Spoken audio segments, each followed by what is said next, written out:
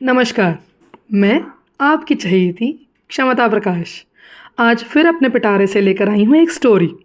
Welcome to be wow always wise in words. तो चलिए शुरुआत करते हैं Saturday story sessions. Prakash Prakash Saturday story sessions, let's let the light within. मैं stories लाती हूँ पंचतंत्रा से, कभी लाती हूँ एस अ पीपल से, कभी महाभारत से। कहीं कहीं दूर जाकर आपके लिए स्टोरीज़ ढूंढती हूँ और आपके सामने पेश करती हूँ नए अंदाज में, उनके नए मॉरल्स के साथ। आशा करती हूँ आपको ये नया अंदाज पसंद आता होगा। चलिए शुरुआत करते हैं आज की स्टोरी को। नमस्कार, welcome to be wow always wise in words. तो आज हम फिर आ गए हैं एक सैटरडे की तरफ। Saturday Prakash the Saturday story sessions. तो आज मैं आपके लिए जो स्टोरी लाई हूँ वो है पंचतंत्रा से ली हुई। पंचतंत्रा जो विष्णु शर्मा जी ने लिखी थी बच्चों के लिए, बट ऑफ कोर्स इसमें जो मॉरल्स छुपे हैं, इसमें जो बोध छुपा है वो बड़ों के लिए भी, आज के जीवनी में भी काफ़ी फ़ायदेमंद है। तो आज की कहानी का शीर्षक है, आज की कहानी मैं कहूँगी दो ऐसे विरुद्ध प्रवृत्तियों पर है। तो इन्हें हम इंसानों में देख सकते हैं, इन्हें हम जानवरों में देख सकते हैं, इन्हें हम पक्षियों में देख सकते हैं। तो आज जो मैं कहानी आपके लिए लाई हूँ वो है एक हंस की और एक उल्लू की। कहानी का शीर्षक ही ऐसा है, हंस और उल्लू। तो चलिए, कहानी कुछ इस तरह है कि किसी दूर एक तालाब के किनारे एक हंस रहता था और वो अकेला मज़े से वहाँ पर रह रहा था कि एक दिन वहाँ पर एक उल्लू आया। उल्लू ने जैसे ही इतना खूबसूरत तालाब देखा तो उसे रहा नहीं गया और वो बोल पड़ा, वाह कितना खूबसूरत तालाब है। अब हंस ने ये बात सुन ली। हंस ने बड़े ही अपने अलग अंदाज में उल्लू से पूछा, उल्लू तुम कौन हो, यहाँ पहले कभी दिखे नहीं। तो उल्लू के मन में था कि वो हंस से मित्रता करे। तो उल्लू ने हंस से मित्रता करने हेतु हंस से कहा, क्या तुम वही हंस हो, क्या तुम वही हंस हो जो बहुत ही सुंदर है। अब किसे अपनी प्रशंसा नहीं पसंद। हंस ने जैसे ही अपनी प्रशंसा सुनी उसे अच्छा लगने लग गया। उसने उल्लू से तुरंत दोस्ती कर ली। अब कुछ दिन उल्लू वहां आता रहा। उसके बाद उल्लू ने अपना काम अलग कर लिया तो वहां पे आना जाना कम हुआ। कुछ महीनों बाद हंस उस पेड़ के नीचे जा पहुंचा जहां पर उल्लू रहता था। उसने नीचे से उल्लू को आवाज लगाई। उल्लू झट से बाहर आया। उल्लू ने अपने दोस्त को देखा तो वो फूले नहीं समाया। अब जैसे ही उसने अपने दोस्त को देखा, उसने दोस्त को अपने घर बुला लिया। उसने कहा, ओ हंस तुम आ गए हो तो चलो थोड़े दिन अब मेरे ही घर पे रह जाओ। अब रात की बात हो गई। अब हमें पता है कि हमारे उल्लू जो हैं वो रात को जागा करते हैं। तो उस रात वो जग रहे थे।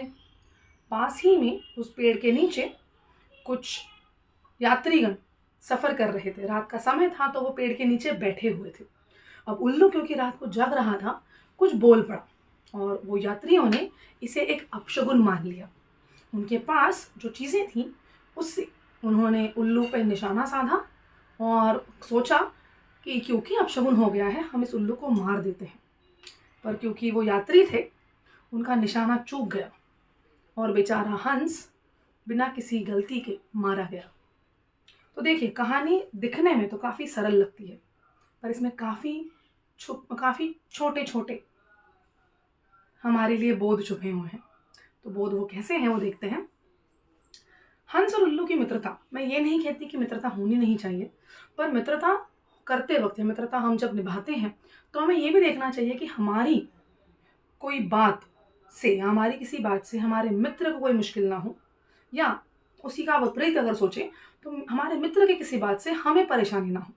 दोनों का जीने का जरिया, जो दोनों के जीने का तरीका अगर अलग अलग है तो उसे उतना ही अलग अलग रखना शेष होगा। इस छोटी सी कहानी से ये बोध हमें ज़रूर मिलता है। हाँ, जब ये कहानी हमने बचपन में पढ़ी होगी तो विष्णु जी ने इसका बहुत ही सरल सा बोध दिया है। वो है, गलत इंसान से मित्रता रखना हमेशा हानिकारक होता है। यहाँ पर उसको हम थोड़ा सा और अंदर पढ़ेंगे अगर, तो देखिए ना, हंस जी तो उल्लू से सिर्फ मिलने आया था। वो मिलके वापस जा सकता था, वो रुक गया।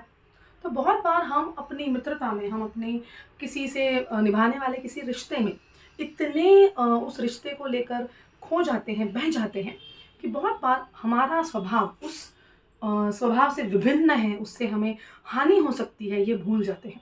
तो आज की स्टोरी में हम आज की कहानी का सबसे मूल मैं कहूँगी जो आपको इस कहानी से मॉरल लेना चाहिए, जो कहानी से बोध लेना चाहिए, वो यही होगा कि अपने स्वभाव को परखिए, जानिए, उसे बेहतर बनाइए। और अगर आपके मित्र में, अगर आपके किसी मित्र जो आप अपने रखते हैं, अपने दोस्त रखते हैं, उनमें अगर आपको लगता है कि हाँ, आपसे एक विभिन्न स्वभाव के लोग हैं, तो उनसे मैत्री मत तोड़ने की ज़रूरत नहीं, मित्रता तोड़ने की बिल्कुल भी ज़रूरत नहीं। पर हाँ, अपना अंतर ज़रूर बनाए रखिए, क्योंकि आखिर में ये सच है कि ना आपसे किसी को परेशानी हो, ना किसी से आपको परेशानी हो। एक बहुत ही अच्छी पंक्तियाँ मुझे याद आ रही हैं, बहुत ही बचपन में हिंदी में पढ़ी थी और ये पता नहीं मेरे दिल में कहीं गड़ गई हैं। हर सिचुएशन को, हर बात को मैं इसी पंक्तियों के इर्द-गिर्द देखना पसंद करती हूँ। मुझे सारी कविता तो याद नहीं है, बस ये पंक्ति मेरे मन में कहीं रट गई है, तो मैं वो आपको थोड़ी सुनाना चाहूँगी। यदि फूल नहीं बो सकते तो कांटे कम से कम मत बो। मैं जानती हूँ हर कोई हर किसी के काम नहीं आ सकता, पर हमें हमारे जीवन का एक नियत कार्य रखना चाहिए कि हमारी वजह से किसी को कोई परेशानी ना हो।